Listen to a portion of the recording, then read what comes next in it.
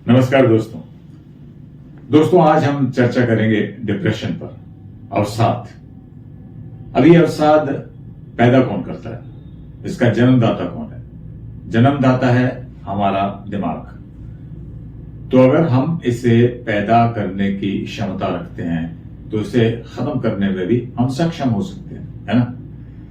तो आइए आज थोड़ी विस्तार से चर्चा करते हैं डिप्रेशन पर। तो सबसे पहले हम देखेंगे कि इसके लक्षण क्या होते हैं, फिर थोड़ा कारणों पर गौर करेंगे और उसके बाद ढूंढेंगे इसका समाधान। तो लक्षण कैसे कैसे हो सकते हैं? किसी व्यक्ति में गुस्सा ज्यादा हो गया है, चिड़चिड़ापन ज्यादा हो गया है, रात को नींद नहीं आती, या यूं कहिए कि किसी भी काम में मन नहीं लगता, हमेशा परेशान परेशान रहता है, पेट खराब होने लगा है, स्वास्थ्य बड़ा ढीला ढीला सा लगने लगता है कि ताकत नहीं रहती शरीर में, और कोई किसी चीज पर भी फोकस करना हो तो फोकस नहीं हो पाता। तो ये सारे लक्षण जो हैं ये डिप्रेशन के लक्षण होते हैं।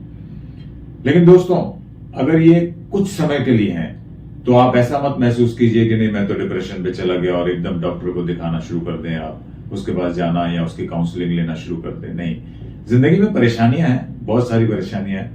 तो थोड़ा बहुत चिड़चिड़ापन, गुस्सा तो हर व्यक्ति के व्यक्तित्व में या स्वभाव में रहता ही है, तो उसे हम एकदम डिप्रेशन का नाम ना दें।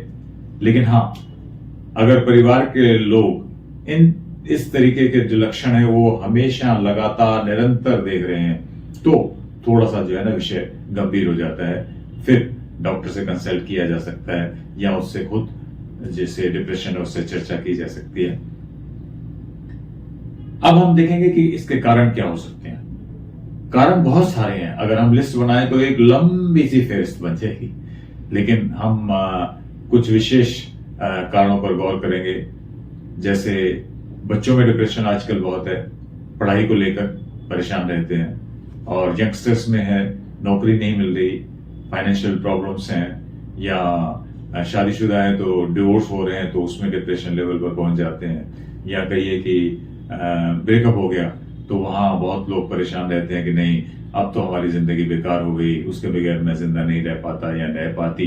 तो कई बार तो यंगस्टर्स जो हैं उनमें सुसाइडल टेंडेंसीज आ जाती हैं, और ऐसे किस्से बहुत सारे आप सुनते भी होंगे अखबार में या टीवी पर आप देखते पढ़ते भी होंगे।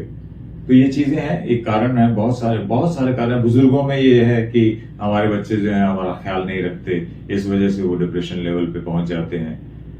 हेल्थ इश्यू तो एक बहुत बड़ा कारण हो सकता है डिप्रेशन का। सेहत किसी की खराब रहती है तो नेचुरली वो जो है वो परेशान रहेगा, और परेशानी जो है डिप्रेशन के लेवल पर ले जाती है।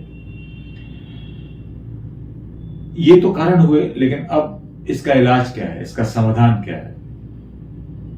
देखिए, इसमें दो तरीके के डिप्रेशन जो हम देखेंगे। एक तो बायोलॉजिकल होता है। बायोलॉजिकल डिप्रेशन, केमिकल्स जो हैं बॉडी में अगर उसमें कुछ जो है ना चेंजेस आ जाती हैं, जैसे सेरोटोनिन कहते हैं या डोपामिन कहते हैं, इन केमिकल्स में अगर कुछ बदलाव आता है तो वो बायोलॉजिकल प्रॉब्लम्स क्रिएट करता है। और जो भी इंटरनेशनल लेवल पर हेल्थ सेंटर्स हैं उनका ये मानना है कि अगर बायोलॉजिकल कारण की वजह से डिप्रेशन है तो दवाइयों के माध्यम से वो 85-90% तक जो है उसका इलाज संभव है। तो आप किसी डॉक्टर को दिखा सकते हैं अगर ये कोई प्रॉब्लम होती है तो। और अगर साइकोलॉजिकल प्रॉब्लम है तो आप काउंसलर से संपर्क कर सकते हैं। काउंसलर्स बहुत हैं आपके एरिया में, आप नेट पर ढूंढेंगे तो आपको फाइनेंशियल पॉइंट ऑफ व्यू से कहा जाए तो सस्ते भी महंगे भी जो है वो आपको काउंसलर्स मिल जाएंगे जो साइकोथेरेपी से जो है वो इलाज करते हैं। और अगर कहीं लगता है कि पेशेंट जो है घर वालों की बात सुन रहा है तो जो घर में उनके सदस्य हैं या उनके जो मित्रगण हैं, अगर वो उनसे बातचीत करें और उन्हें बताएं कि भैया डिप्रेशन का ये जो लेवल है आपका खतरनाक हो सकता है, तो आप थोड़ा सा संभल जाइए।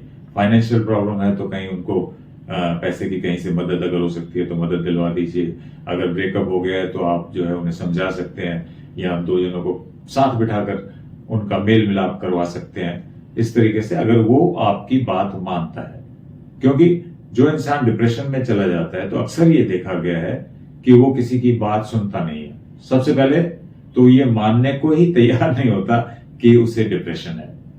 लेकिन अगर वो मानता है कुछ ऐसे लेवल पर है, ऐसी स्टेज पर है, तो आप उसे समझाइए तो काफी हद तक वो काम कर सकता है। अब कभी कभी ऐसा होता है कि जिसे डिप्रेशन है उसे भी पता चलने लगता है कि भैया मैं ऐसी स्थिति में जा रहा हूं कि ये मुझे बहुत आगे जाकर परेशानी देने वाली है।